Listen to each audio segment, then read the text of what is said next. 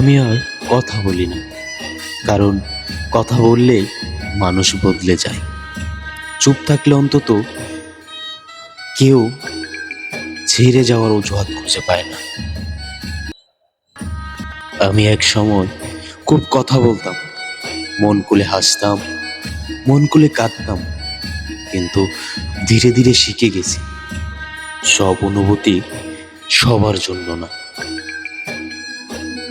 আমি কারো অভিযোগ করি না, কারণ সবাই নিজের মতো করেই বাঁচে।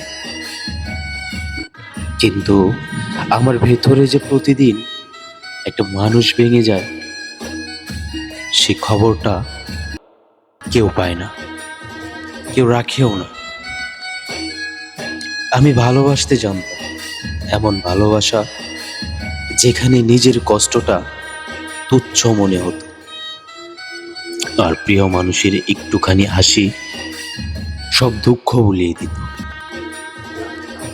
কিন্তু একদিন বুঝলাম, আমি কাউকে ভালোবাসি, আমি নিজেকে হারিয়ে ফেলেছি, নিজেকে একেবারে হারিয়ে ফেলেছি। যাকে সবচেয়ে আপন ভেবেছিলাম, সে বলেছিল তুমি অনেক বেশি আশা করো।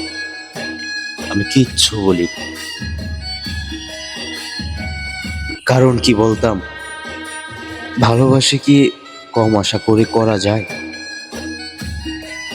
এখন কেউ জিজ্ঞেস করলে বলি ভালো আছি। এই দুই শব্দের ভেতরে আমি লুকিয়ে রাখি, আমি নিজেকে আড়াল করে রাখি। আমার না বলা কথা, হাজারটা কান্না,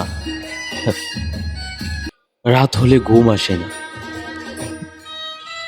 চাঁদের দিকে তাকিয়ে ভাবি আমি কি সত্যিই অপ্রয়োজনীয় ছিলাম, নাকি ভুল মানুষকে নিজের পুরো পৃথিবী দিয়েছিলাম, পুরো পৃথিবী বানিয়েছিলাম। আমি এখন চুপচাপ থাকি, কারণ চুপ থাকলে আর কাউকে বোঝাতে হয় না আমি কতটা ভেঙে পড়েছি। কিছু মানুষ শব্দ করে কাঁদে, আর কিছু মানুষ নিঃশব্দে ভেঙে যায়। আমি সেই নিঃশব্দ মানুষের দল।